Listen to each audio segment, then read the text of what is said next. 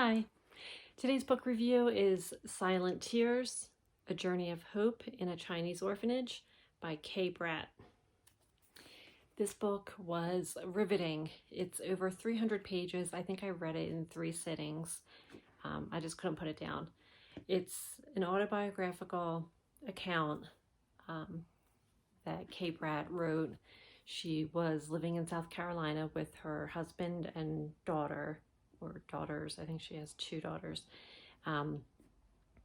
When her husband had the opportunity through his work to go to China and I guess open a new plant or something, a new facility.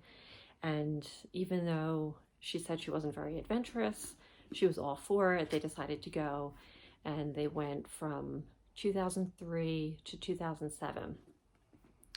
And they didn't speak Mandarin, so they had to learn it. And they were thrust into this culture that was just completely foreign to them. And, so she talks about her family's adjustment to living in a different country. But most of the book is about her volunteer work at an orphanage. So in China, unlike in the US, where there are no orphanages really anymore, China has a bunch of orphanages, and some are run really well. The one where she volunteered was not run very well at all. So she tells the story of, so basically the whole book is her journal entries. So she kept a journal while she was in China, and I guess she found it sort of therapeutic to write about her stressful times at the orphanage, because lots of times she would come home and just be exhausted emotionally and physically. So in China, there are a lot of poor people who can't afford prenatal vitamins. So women will often give birth to babies with some sort of birth defect. So if there's any imperfections in a baby, it greatly increases the chance that they're going to be put up for adoption or just sent to an orphanage. So babies are abandoned a lot at parks and train stations and hospitals. China has a 1-child policy, so each couple can have 1 baby. So if the baby is not perfect, people will often give the baby up. And she tells a story at the beginning of a woman who gives birth to a baby with a birth defect, and her husband and her husband's mom basically say, if you keep this baby, you have to leave. So I think a lot of women probably give their babies up, even though they don't want to, just because otherwise they're out on the street. So a lot of men want a son to carry on the family name. So more girls than boys are given up for adoption. And like I said, if they have birth defects or anything physically wrong, they will be given up for adoption. Of course, not always. I mean, some parents, I'm sure, keep their babies who are, who are born with birth defects. But it seems like the orphanage is full of babies with medical problems and twisted limbs and cleft palates and things like that. And she tells the story of one boy who was an albino, and he was put up for adoption. So basically the book is her journal entries. She writes about what happened that day. She writes about specific children and she names them. She did say that she changed the names in the book, and she even changed the name of the town that the orphanage was in so that it wouldn't influence people in the future or turn them against this orphanage. So basically in the beginning, the orphanage workers didn't accept her or the other volunteers, and slowly over time they started to be accepted and even valued. But it's bleak. In the orphanage where she volunteered, the workers were a little bit rough with the kids.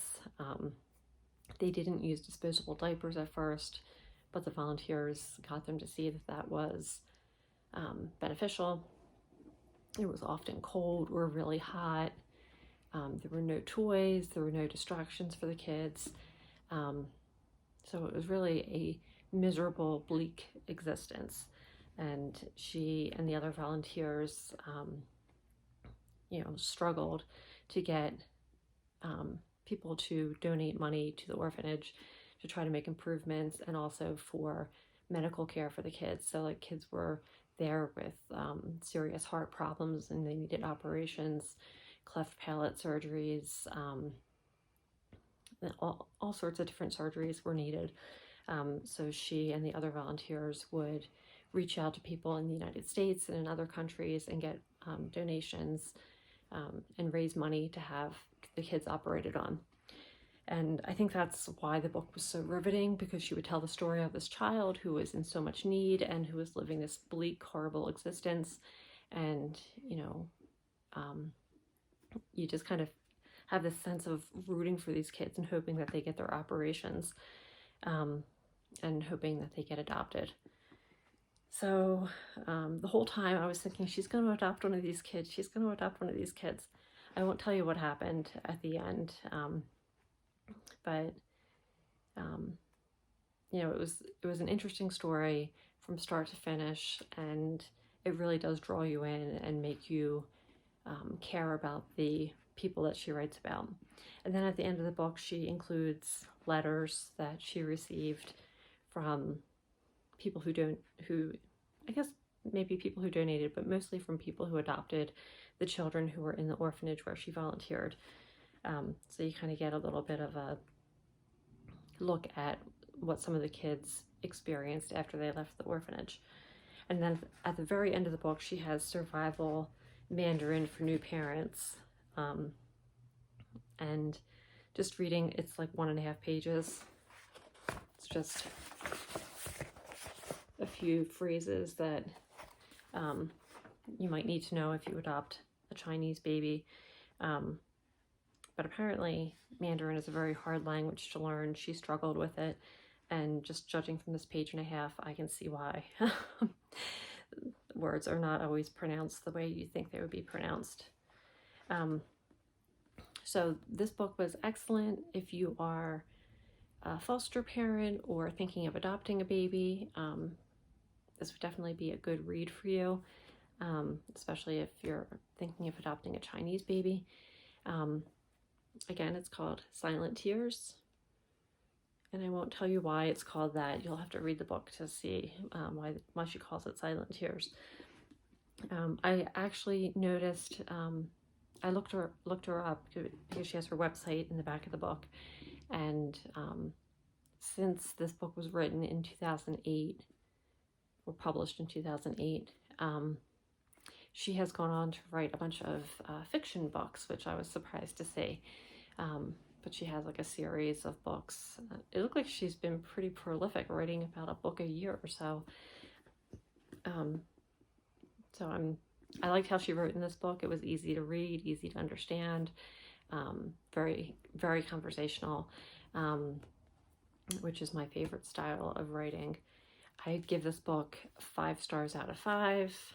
Pick it up at your library or at a bookstore and read it, and let me know what you thought in the comments. Thanks.